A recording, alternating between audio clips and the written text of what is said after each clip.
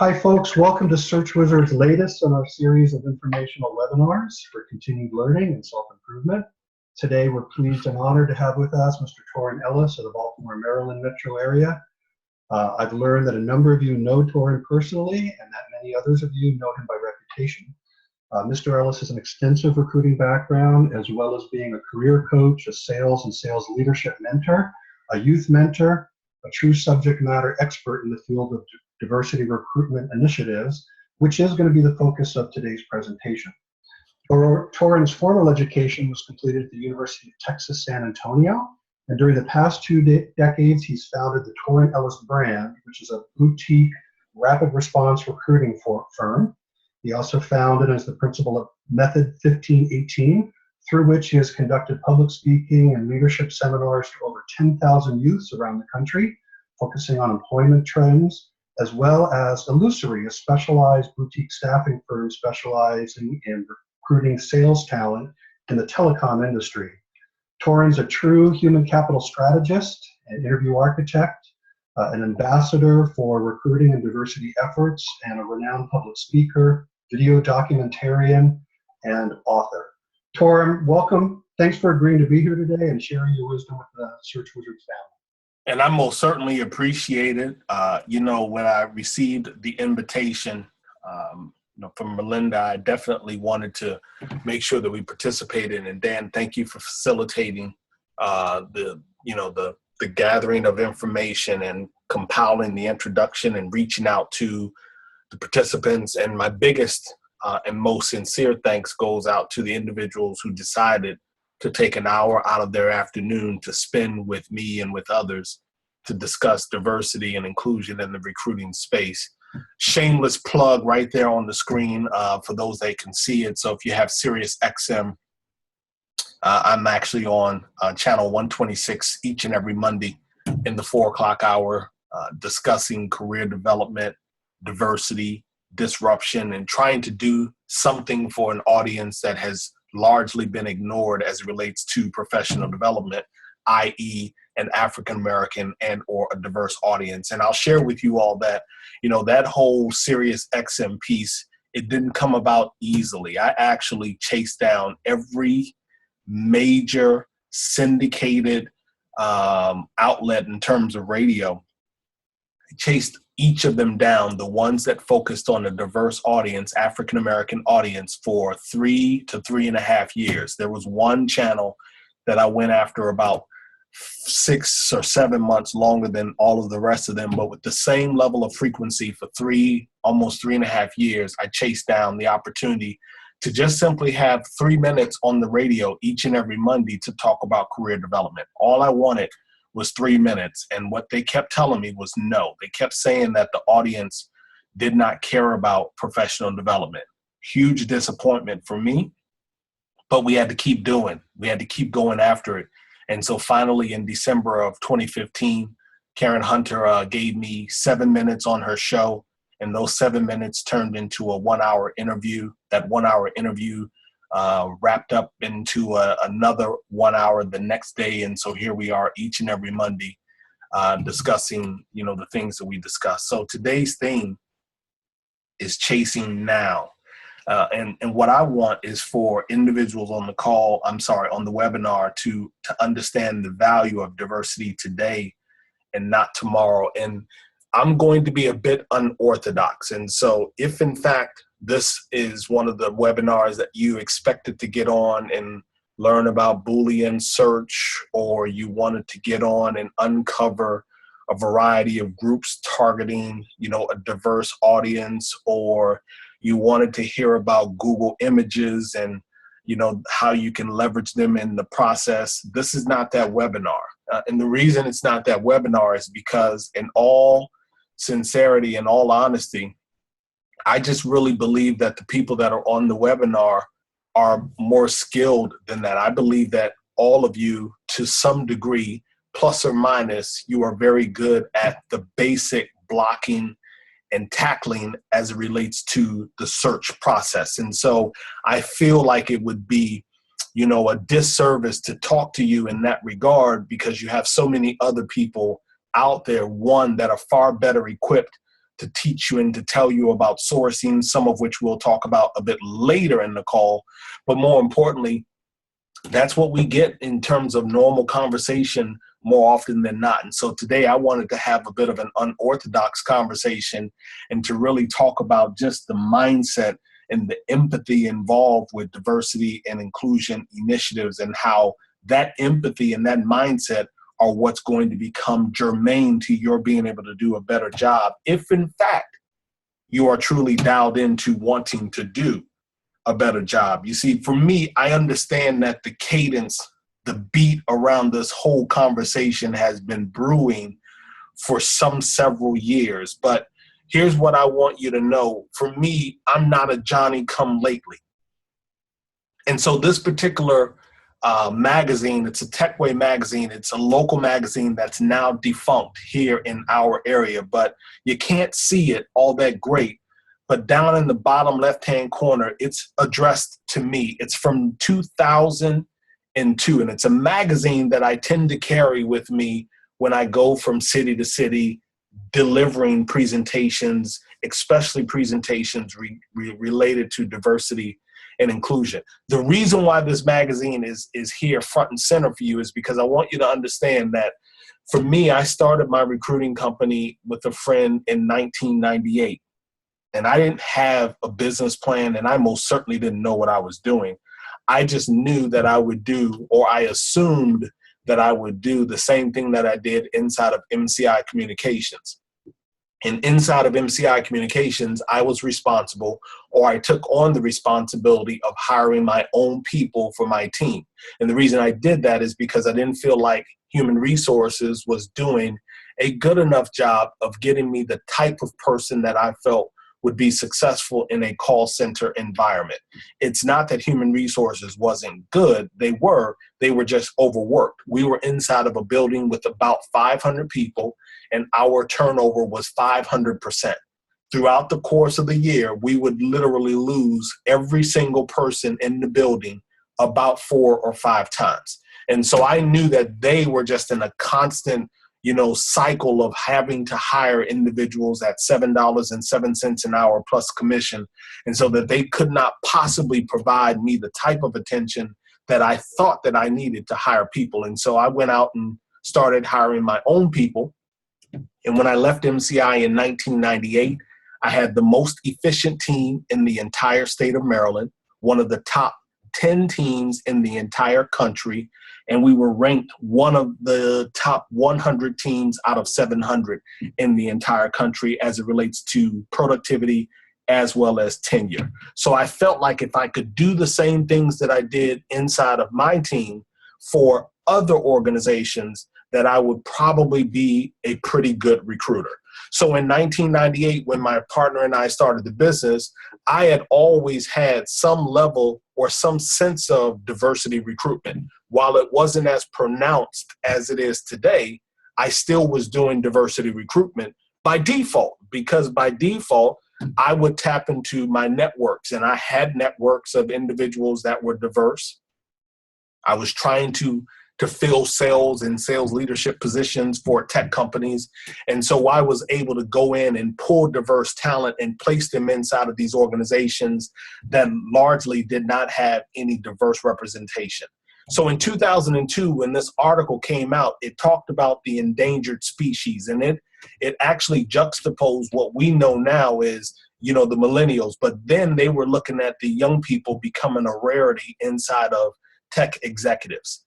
And so here is what caught my attention. The article focused on the tech space from Baltimore down to Richmond, Virginia. Baltimore is 68% African American. Washington, D.C. is at least 50%, probably closer to 60% African American. And then Richmond has a pretty rich, diverse population as well. And so in this article, they profiled not one African American. So it started to really resonate with me that I think companies, not only in the capital region, which is here in DC, not only in the mid-Atlantic, which is a little bit larger geographically, But I think that organizations across the entire country are struggling with diversity and inclusion.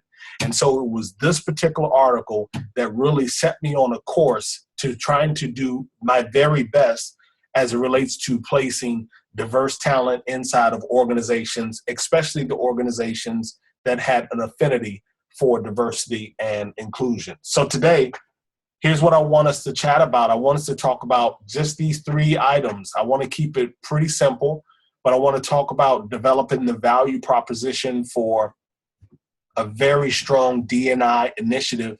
And I'm not speaking specifically from the company standpoint, although that's very important, but developing that value inside of yourself. And I talked about empathy and the mindset earlier. And I mean that it's really the value. You have to set that value proposition yourself. You have to be willing to understand and to believe and to pursue the fact that you believe that it's the best thing to do for the organization. Number 2, I want to look at engaging a strategic capture management system. Capture management is something that's widely thrown around in the government space, and I kind of like that title because it helps us to set the stage for what's most important and how we do the work that we do. And then last but not least, what it looks like to achieve successful collaborations and partnerships. So jumping right into step number 1, I want to start with Standard & Poor's. In last year, August of 2015, Standard & Poor's lowered their growth forecast for the United States. And this was actually followed up by Morgan Stanley.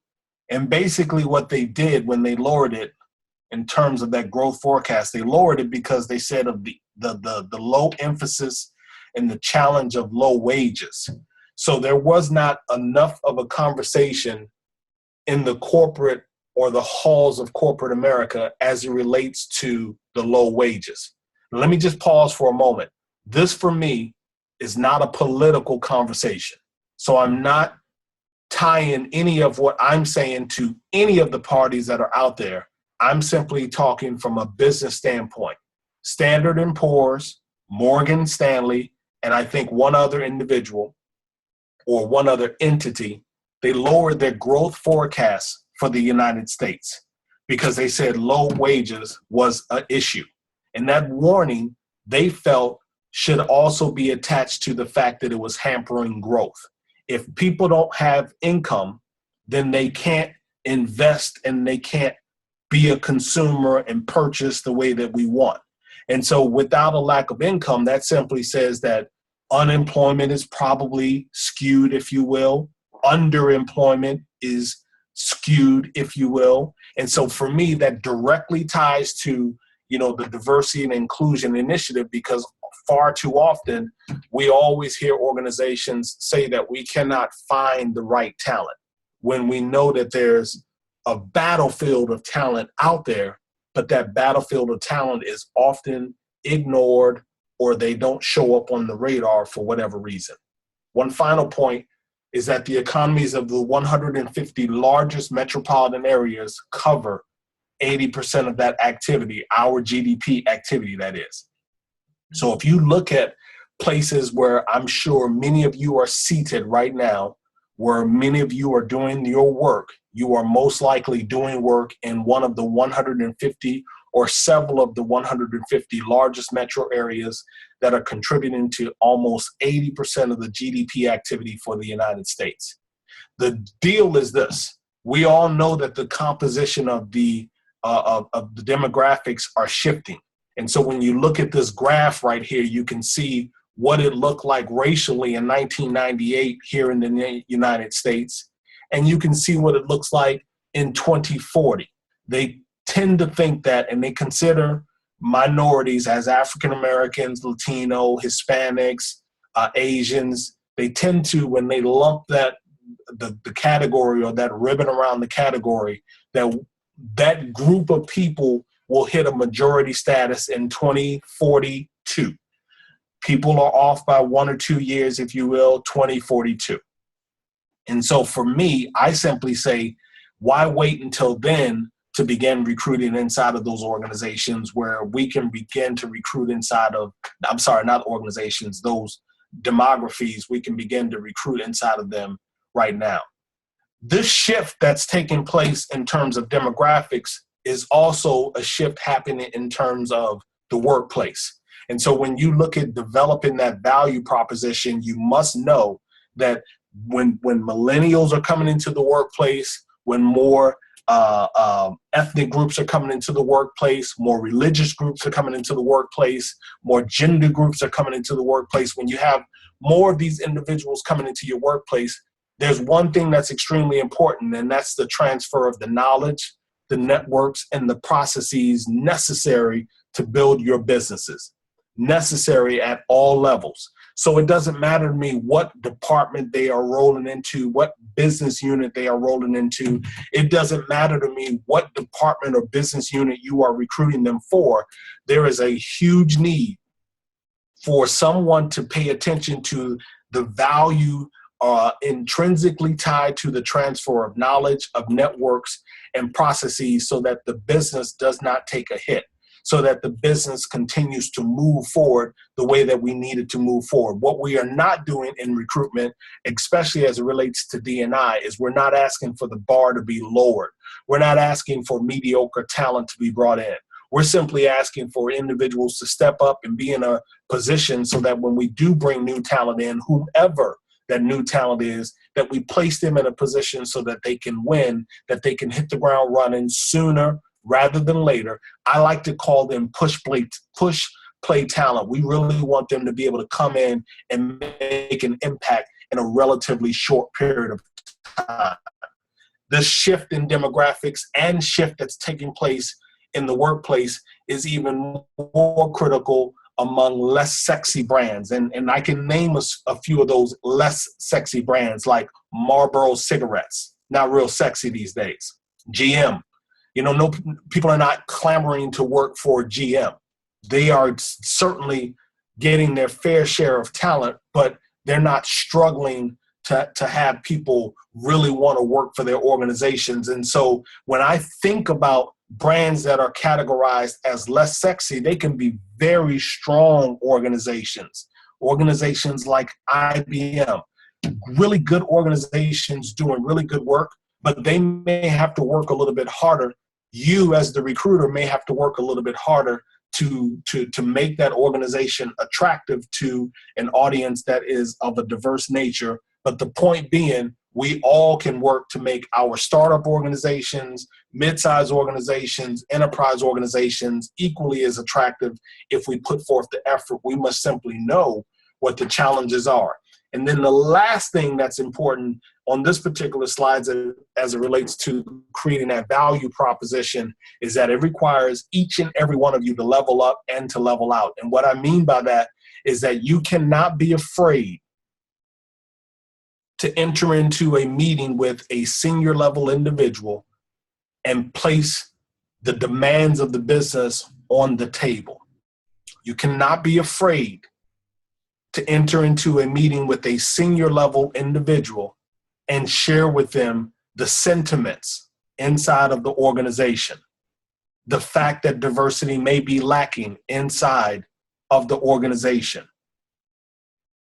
Unafraid to share with them when you do have conversations with diverse talent, whether it be talent that you've interviewed or talent that you've hired or both, what their concerns are with the organization. You can't be afraid. But then as recruiters, we also should take the time out to go and talk to other people inside of the organization as well.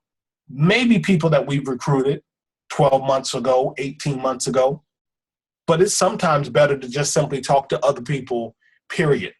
Look, I'm in recruiting and I want to just get a feel for what's it like to be here on the floor, or what's it like to work in this engineering department, or what's it like to be an actuary here in this, organization in this geographic footprint. What's that like? Why are we missing talk to these people so that we can take those stories and we can place them inside of our recruiting story as we are working to increase diversity inside of the organizations. Step number 2 is developing that strategic capture that's necessary. And so I kind of like to think about, NASA NASA has been studying Mars for like 50 years.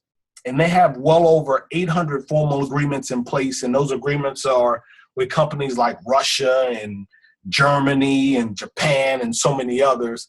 And so NASA understands that in order for them to capture the type of data that they are looking for so that they can become, or so that we can become, well, I'll say they because I'm not really interested in living on Mars, but so that people can become Earth independent, as they say, they know that that's not something that they can do all by themselves. They understand that. And so that's part of the reason why they have these various agreements in place, more than 800 of them. And so what I think is extremely important is that as organizations, as recruiters inside of organizations, you need to begin to start identifying who you should have collaboration agreements in place with. Who would help you to do a far better job of identifying, of sourcing, of having conversations and telling stories, and ultimately securing new talent, new diverse talent? Who would help you in that regard? So you need to really explore, those conversations that can happen outside of the organization. The other thing that's extremely important is that you explore inclusive conversations when discussing inclusion.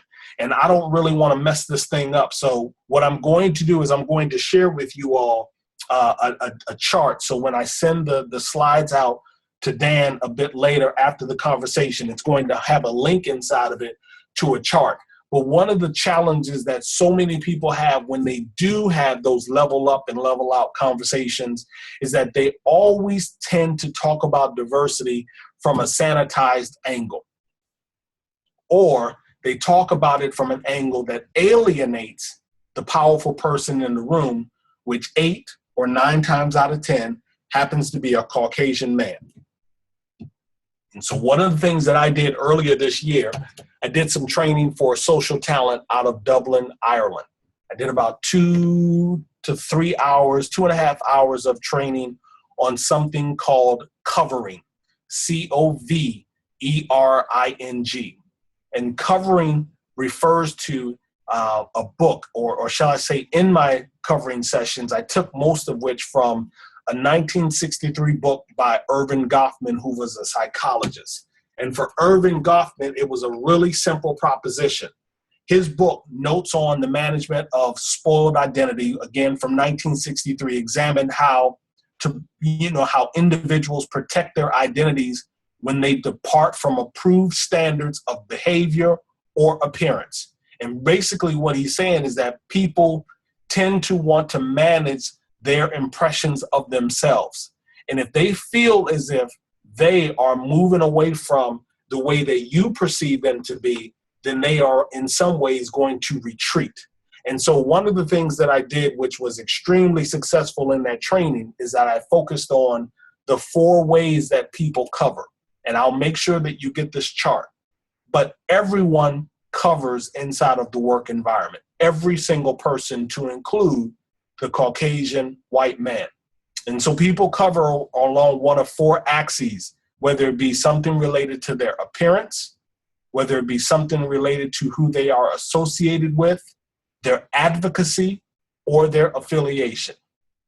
And so when you read this chart and you do a bit more digging on the subject of covering, you'll understand how understanding that will change the way that you have the diversity and the inclusion conversation. You will include every single person in the room so that the conversation is not one of those not this again conversations. That's the reason why so many struggle with diversity and inclusion, because of the way that they approach the conversation, and they tend to alienate individuals that are in the room and put them off. And it makes it one of those subjects where I'm just really tired of having this conversation. When I go in and consult and work with clients, I try to share with them from a baseline standpoint, diversity is not something that we have a finish line for. We're not going to cross a finish line. There's no ticker tape. There's not going to be, a bunch of people clapping and screaming at the end. This is an ongoing race. The meter, the measurement, the goalpost for diversity and inclusion is an ever-moving target. And that doesn't make it a bad target. it just makes it an ever moving target. I recall once in 2012 or 13, I had a client who had a predominantly African-American sales team. And so I said, well, how are you all generating business in a particular part of Baltimore that had a highly concentrated Jewish population? And he said, well, we're really not. We're not really generating any business in that part of the city. And why is because you don't have a diverse team. And so we spent the next 60 days identifying talent that could relate to the Jewish market that they would be willing to do business with. So the diversity is not something that needs to be antagonistic, if you will. It doesn't have to be a painful and uphill conversation. You have to approach it in a way that makes every single person in the room feel like they have a stake in this particular battle, and if we want to win, we must work together.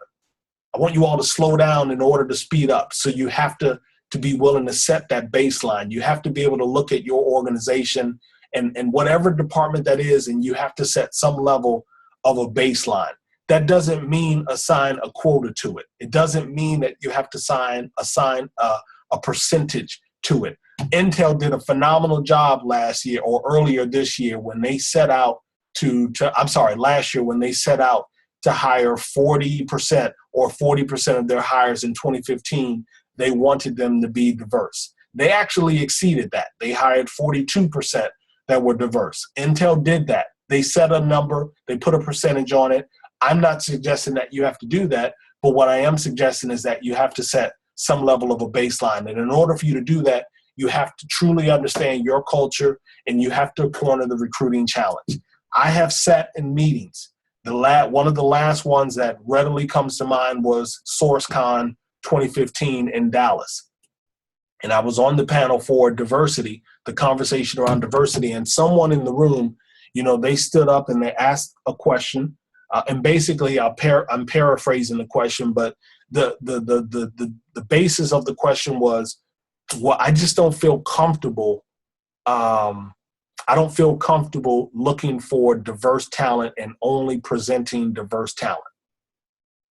And so we talked about that for just a few moments. We didn't have a lot of time, but we talked through why they did not feel comfortable.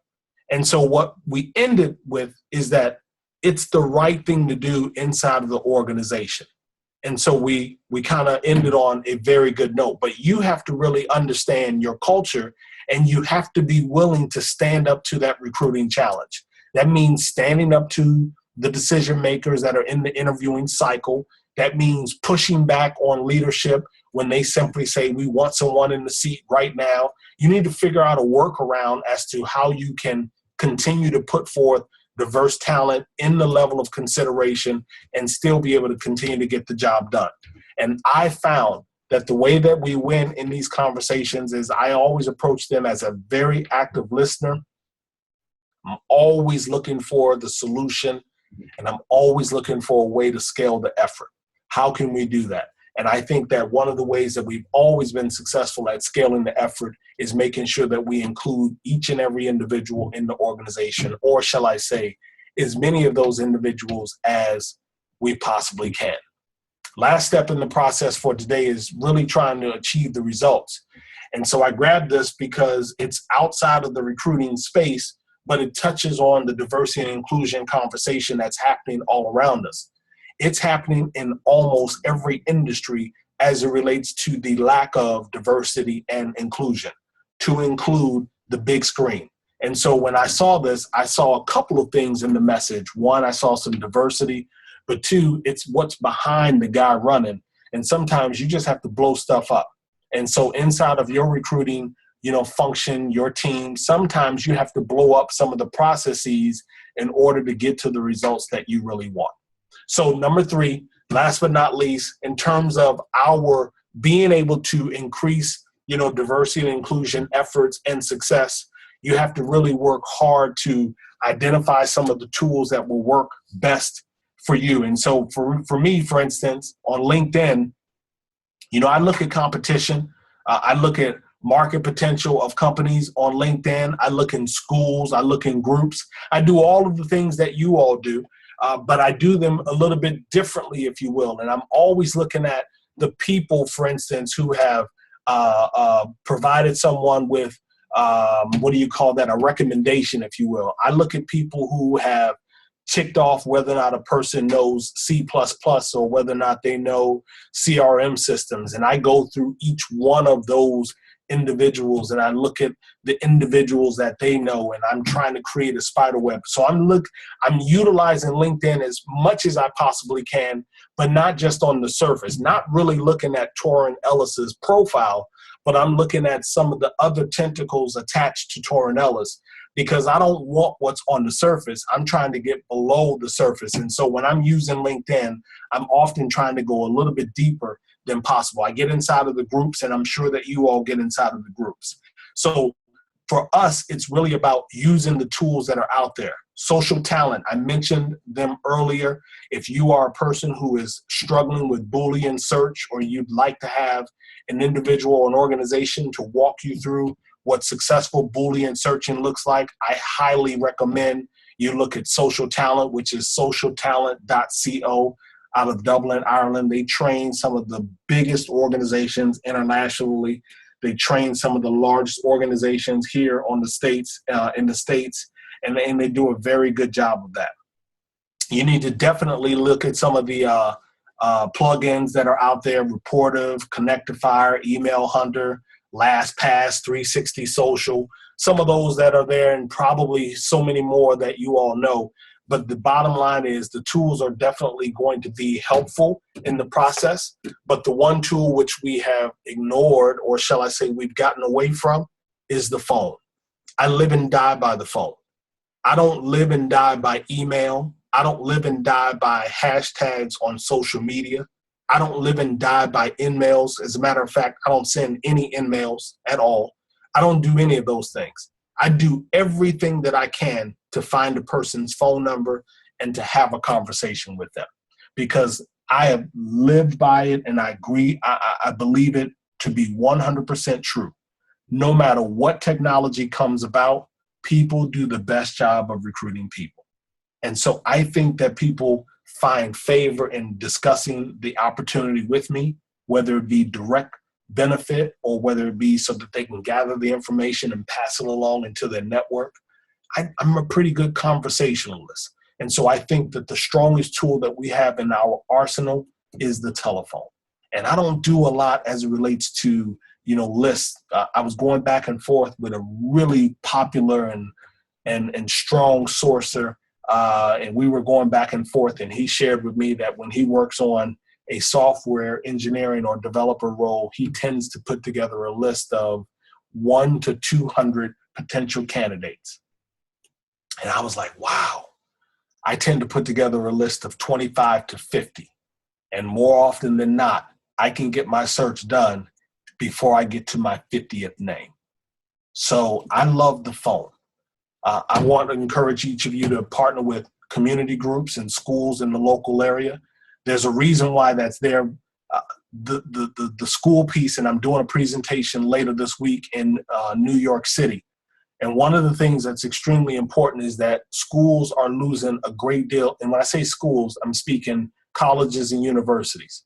They're losing a great deal of funding from the states in which they are in, meaning the students have to pick up more of the cost for their education.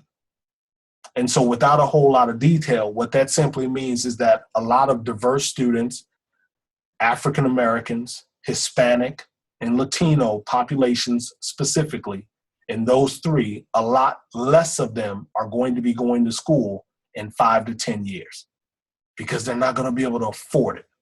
And so that's going to challenge each of us to begin to look at different ways to find those individuals, because we still know that people can join organizations, for instance, in a developer role if they're self-taught, if they've gone through a Code 2040 or a General Assembly to some degree.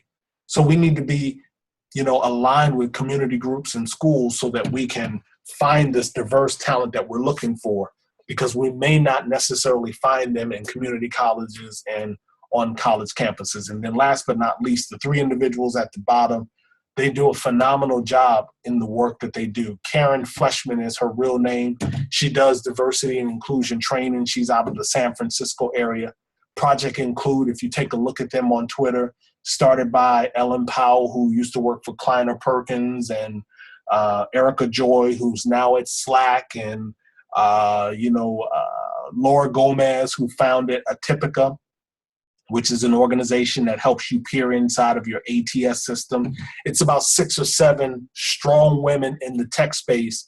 And on the Project Include website, they have laid out a really comprehensive structure for how an organization can go after a diversity and an inclusion initiative, meaning there's no real excuse. And here's what I will tell you is that there is no right way to do diversity and inclusion. There's no one way to do diversity and inclusion. Everyone has their own best practice and their own way of doing it. But what Project Include has done is they've provided you with a very solid and strong framework worth considering. And then last but not least, Todd Corley is his name. He used to be the Chief Diversity Officer for Abercrombie and Fitch. And he just recently wrote a book, Fitch Path, which kind of covers his time at Abercrombie. And he did, just a yeoman's job of turning that organization around, which I believe the number was something less than 3% in terms of diversity when he joined the organization, and he was able to grow it significantly while he was there. And he left just before that recent lawsuit that they went through as it relates to a person who interviewed with Abercrombie, and they told her that she couldn't wear her head wrap to work, or her head wrap to work. So I just provided you with a few individuals that I am fond of. I certainly have a lot of other people that I work with or that I recommend. I shouldn't necessarily say I work with, but that I recommend, because the bottom line is I understand that I can't do it all. I'm not equipped to do it all. I try to stay in my lane. I'm a recruiter. I'm not a D&I trainer. I'm not a person who understands, the policy and the procedures and the regulations. That's not where I'm strong. I'm strong in going into an organization and helping them create their strategy around the recruiting function. And I try to stay in my lane. So the 3 takeaways that I have for each of you, and then we can do the Q&A, is identify the key stakeholders inside of your organization. If you are, adamantly serious and adamantly into, trying to change the diversity and inclusion composition in your company, you have to identify the key stakeholders, and who are those individuals in the various business units?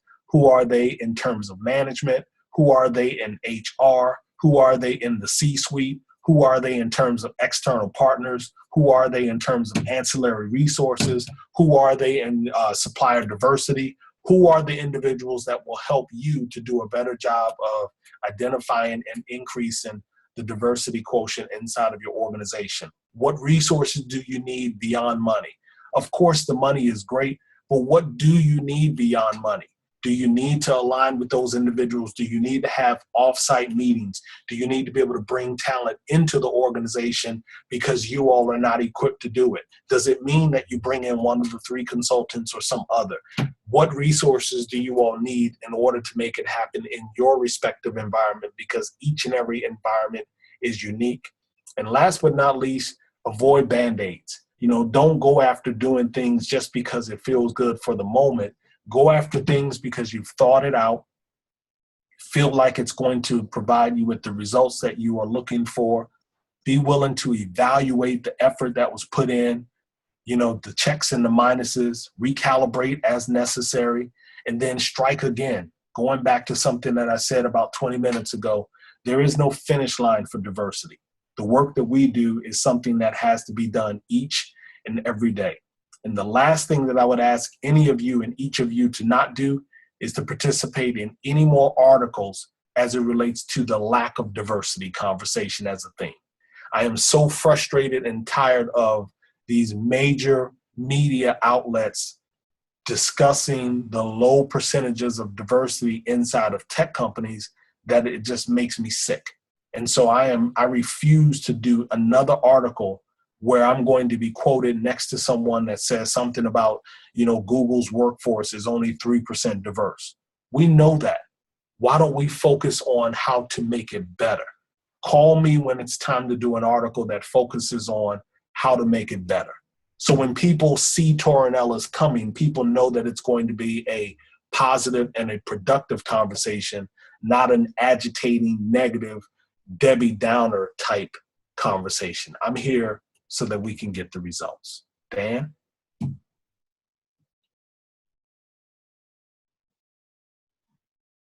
I don't see any questions in the chat box. I'd like to unmute. Okay, we have a question from Madhu. Madhu Smita, I'm going to unmute you and you can ask your question directly. Hi, Madhu.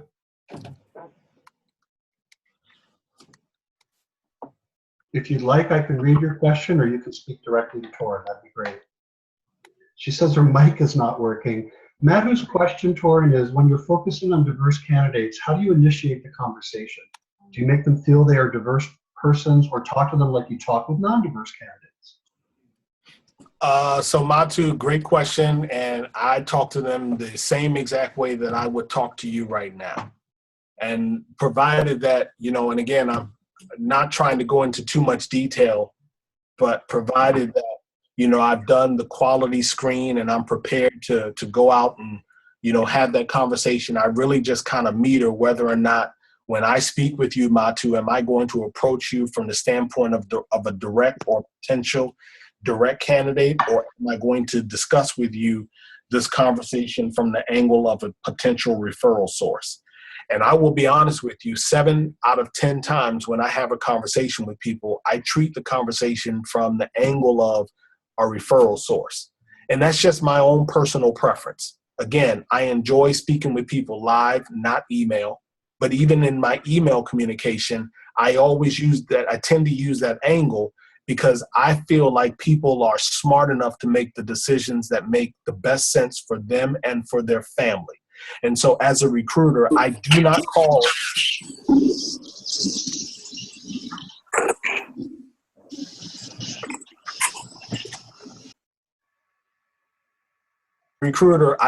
call an individual and say that I have a better opportunity for you. Because to me, it just diminishes the decision that they made. And I really don't know enough about them, their decision, their family situation for me to come so direct, if you will. But what I tend to do is simply have a conversation. Listen, I have a great opportunity. Here's what it looks like in terms of the organization. This is the reason why I'm comfortable representing them. And these are the things that we've agreed upon as it relates to the candidates that I'm going to be working with. So perhaps, Madhu, you might have 1 or 2 people that you'd like to introduce me to. And it often works where Madhu will say to me, well, Torin, why don't you tell me more about the opportunity because I'm interested. And if Madhu does that, great. We continue to have a regular conversation. If Madhu says, send me some information so I can share it with my network, I send her the information so that she can share it. But I talk to them the same exact way that I would talk to anyone else. Can I follow up real quickly, please? Absolutely. And I don't know if Madhu meant this, but sometimes when you're just speaking on the telephone, you don't know if you're speaking to a diverse candidate. That's not always evident.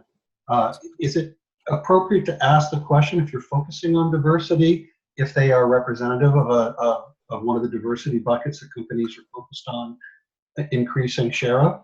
Great. So that's a great follow-up. And what I would say that through Google Images, through LinkedIn, through Facebook, through Twitter, through Pinterest, through Instagram, through one of the 5 that I just mentioned, I'm often able to get a snapshot of who this person is.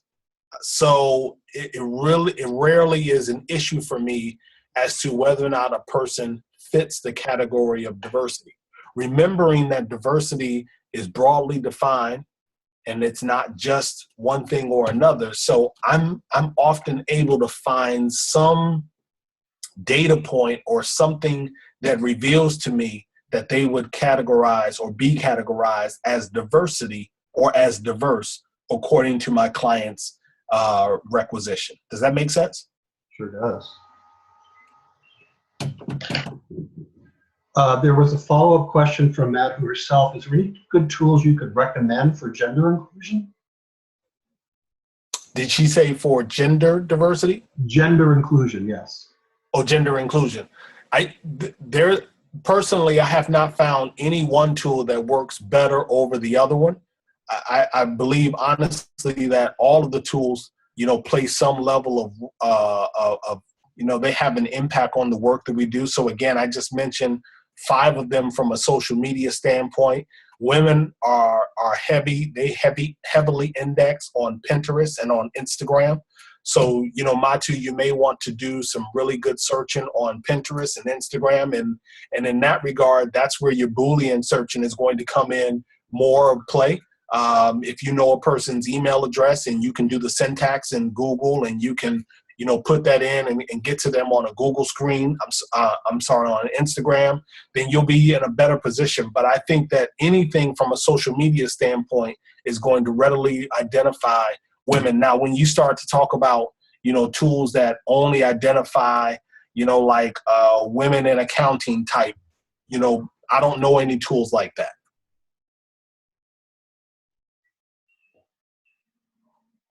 Do we have other questions? Folks, you can just type your name in the chat box or put a single dot and I'll unmute you. Don't be shy, folks. I'm sure there's some other questions. While we're waiting for people to type their chats, actually, I have a question, Torin. When you were speaking about avoiding the use of Band-Aids, can you speak quickly to tokenism, how that can be counterproductive, or how that fits into that larger discussion of Band-Aid approaches to diversity inclusion? Yeah, absolutely. So one of the things that I will share, oftentimes organizations, they pursue Band-Aids. One of the biggest Band-Aids that they pursue is the press release. And it sounds crazy, but you have organizations that throw out press releases in order to quell the conversation. So one thing that I will challenge the attendees to Google Invest in America Alliance. Invest in America Alliance. And I'll leave it there. And you can Google, and when you find it, you'll see how long ago it was mentioned. And then you'll see how really nothing has been mentioned in reference to such since. And so when we talk about Band-Aids, organizations will lean on the press release as a Band-Aid. Organizations will go out and hire, as you said, 1 or 2 individuals that fit a diverse definition, but then they haven't prepared the they don't have the culture, they don't have the cultural sensitivity, they don't have the empathy, they don't have the mindset that we mentioned throughout the course of the conversation. There's nothing there that says that I want to keep this individual inside of my organization. And so ultimately the attrition goes up and they still end up with an organization that's less diverse. In some ways, they end up with an organization that's a bit weaker than the organization that they started with, because social capital is something that's extremely important. And what I found with some organizations, not all, but with some organizations, is that there is something called a social exchange theory. And really what happens on the radar is it simply suggests to people that I'm more willing to give to you when I know that my employer cares about me. It's the social exchange theory.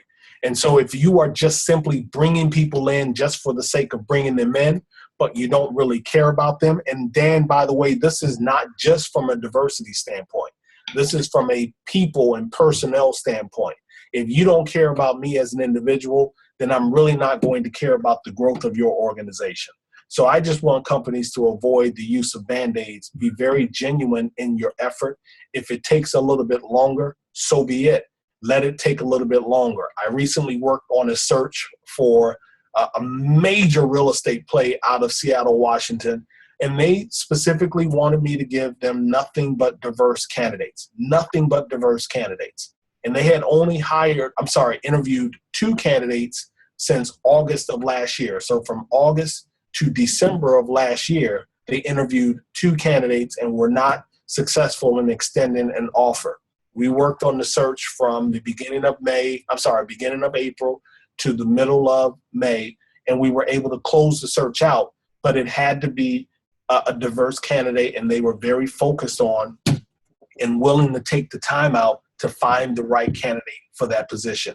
So no Band-Aid was necessary. They were willing to put forth the effort, be patient, and to work to find the right person. Are there any other questions for Torin? We still have Mr. Ellis with us for a few more minutes, folks. He's more than willing to address your concerns, questions, issues. Anybody? Are they still with us? Did they leave? Did they hang up? No, we still have, and most of the people here, a few people have had to drop off, I think, because work interfering, but there's a number of people who are still with us. So my question to anyone listening, what's been the biggest challenge? Matu, she shared one as it relates to imagery and how to address the conversation, but for someone else or those that are listening, what has been a big challenge in terms of being able to do more around diversity recruitment? I will unmute anybody who wants to chime in here. Maybe just type a single character in the chat box and I'll unmute you. Somebody certainly can contribute to this. David? Nicole? Renee? Viet? Tammy? Anybody?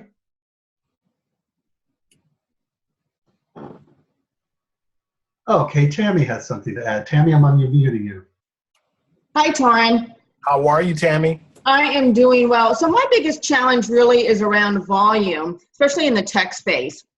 I work on the sales tech side, and just finding the volume of candidates. My team is very, very interested and very willing to talk to diverse candidates, but a lot of times because there aren't as many talented people, I'm only able to present 3-4 candidates that are qualified, and they're looking for so many more. So how do you address that issue? So number one, in terms of talent, I agree with you 100%. And that's part of that patience piece that we talked about a moment ago. So for instance, in the engineering space, there's less than 5,000 African Americans that graduate yearly with a degree in engineering. So that makes it a bit of a challenge when you're looking at trying to put forth a diverse slate of talent in any one company in a geographic area. But what I tend to do, Tammy, is I try to find out, are there any, when we look at this job description, where can we make some, I don't want to use the word concession, but what's in this job description that's not so important in terms of how we evaluate a candidate? That's number one. The second thing that I ask them, Tammy, is what's most needed in this candidate that's not in the job description? So I need someone who's extremely outgoing and aggressive and, very knowledgeable of whatever it is. So we try to find those two things. If I can pull certain things out of the job description that really aren't important, but yet other people are really keyed in on. So for instance, I need them to have graduated from an Ivy League school, or I need them to have a 4-year degree. If we can do this job without a 4-year degree or having attended an Ivy League school, then let's take that out of the consideration. And if we can do this job by trying to put forth more individuals that bring to you exactly what you need. And when I ask the question, Tammy, about what's needed that's not reflected in the job description, I always tend to push them out a little bit. And I'd say something like, Tammy, listen, 18 months from now, Torin is going to be in this role, or candidate A is going to be in this role. I want you to tell me what's really needed in the person to not only get us to where we need to be 18 months from now, but so that this individual is happy, they're growing, they're able to look back and mentor other people, whatever, they're highly engaged. What is it that we need in a person 18 months from now? And it causes them to think about different attributes, different qualities, different skill sets that they may not have are reflected, and it opens up the radar a little bit more so that you perhaps can pull people in that may not have fit the stringent requirements that you had in the first place. Well, and I think you also hit on a really valid point. especially in the tech sales space where we're looking for people who are aggressive or hungry. And those are really hard to find by just looking at a LinkedIn profile. And that's where I agree with you 110%, where picking up the phone is how I'm going to find those individuals. I truly believe that having those conversations with an individual, and if they might not be interested in an opportunity, they certainly probably know somebody who could be, or know somebody who knows somebody. And one other thing that I will share with you, Tammy, and I appreciate your question and your discourse, that I found that a lot of people are not as many people as LinkedIn has. I believe it's like 433 million or so. There are a lot of folks that have graduated from historically Black colleges and universities. There are individuals that have graduated from institutions of higher learning that focus on the Native American population, and they're not on LinkedIn. Mm.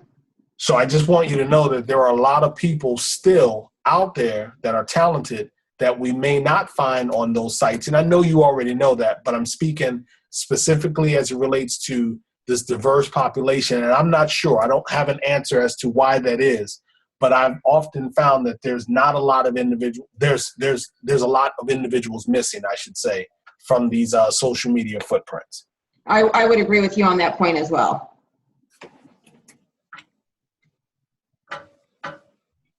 Does anybody else have a question for Torin? This has been great so far. We've got just a minute or two left, but if somebody else has another question, I think we have time for at least one more, don't we, Torin? We do. There's some really sharp folks here who've probably been fighting this battle on a daily basis. I'd love to hear from someone who perhaps is not doing sales, maybe someone working in a different business unit, what their challenge has been, or not the challenge, but maybe one of their successes, what a successful tactic or technique has been for them.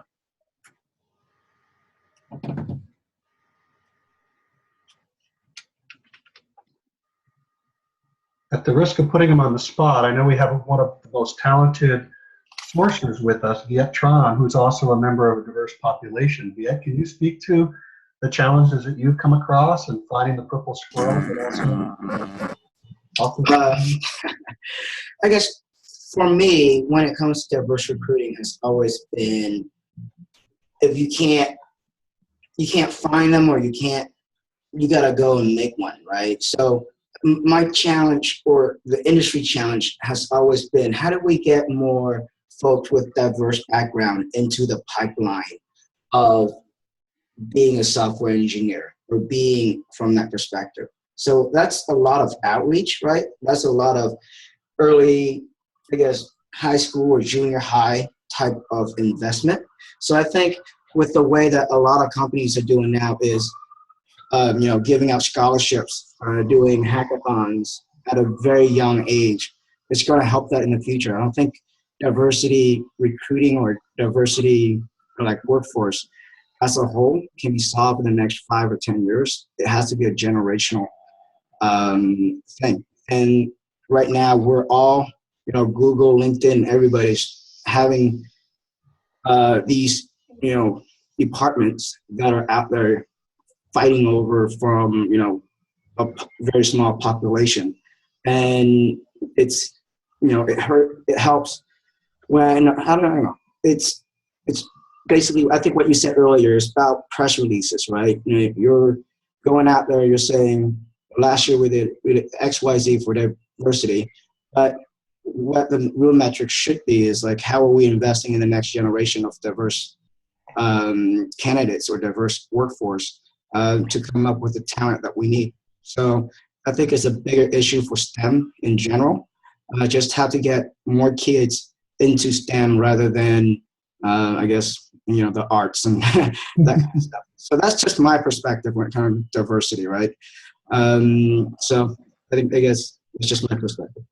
So if I could just say one thing, I agree with you 100%, Viet Tran. And again, thank you for chiming in. One thing that I will also send a link to. The link is not working over the weekend, but I will try it again this week. Georgetown University Center for Workforce and I think Economic Policy or something like that. They actually did a study earlier this year in February and it talked about how African Americans were pursuing degrees in industries that were low paying and not tech related. So that's number one. You're absolutely right. Number two is I would encourage any individual, whether you're in a small organization, a mid-sized organization, or larger, to create a different type of an internship program. And I lean on my military days when I consult with them. I talk to them about this. Create a buddy system. In the military, we had the ability to do a buddy system. I could enroll in the Air Force, and my best friend could enroll in the Air Force, and we would go through basic training together. We would more often than most likely be assigned the same job classification, if you will. We could kind of go through the first, 6 months or so of being in the Air Force together. That's my buddy. So create a buddy-based internship program. Go to a local community college, go to a college for your institution, find out where smaller companies or companies that you compete with are recruiting from. Give you a prime example, the client that I just mentioned, we found out in the area that a lot of talent was coming from Florida State University. They had not been recruiting from Florida State University. So I would encourage them to go down to Florida State University and create a buddy-based internship program.